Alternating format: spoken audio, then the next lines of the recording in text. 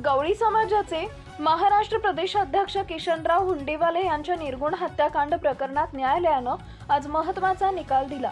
या बहुचर्चित प्रकरणात श्रीराम गावंडे यांच्यासह 10 आरोपींना जन्मठेपेची शिक्षा सुनावण्यात आली असून 5 आरोपींची सबळ पुराव्याअभावी निर्दोष मुक्तता करण्यात आली आहे। किशनराव हुंडेवाले हे 6 मे 2019 रोजी एका प्रकरणाच्या सुनावणीसाठी अकोल्यातील धर्मादाय आयुक्त कार्यालयात आले होते। दुपारी सुमारे 12 वाजताच्या सुमारास शैक्षणिक संस्था व मालमत्ता वादातून त्यांची अत्यंत क्रूर पद्धतीने हत्या करण्यात आली होती। या घटनेने संपूर्ण जिल्ह्यात खळबळ उडाली होती। या प्रकरणी सिव्हिल लाईन पोलीस ठाण्यात एकूण 15 आरोपींविरुद्ध गुन्हा दाखल करण्यात आला होता। तपासाची सुरुवात तत्कालीन पोलीस निरीक्षक विनोद ठाकरे यांनी केली।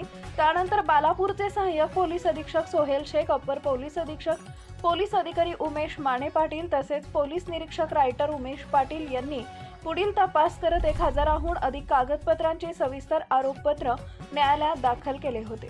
सुनावणी दरम्यान काही आरोपींच्या सहभागाबाबत ठोस व विश्वासार्ह पुरावे उपलब्ध नसल्याचे न्यायालयाच्या निदर्शनास आलं। त्यामुळे विशेष सरकारी वकील उज्ज्वल निकम यांनी संबंधित आरोपी निर्दोष मुक्ततेची विनंती न्यायालयाकडे केली होती।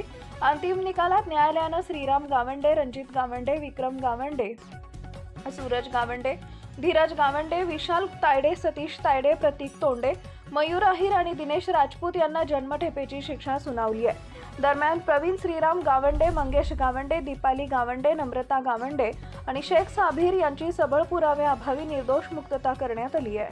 नवनवीन बातम्या पाहण्यासाठी आजच विदर्भ दूत न्यूज चॅनलला सबस्क्राईब करा आणि बेल आयकॉनला सुद्धा क्लिक करा।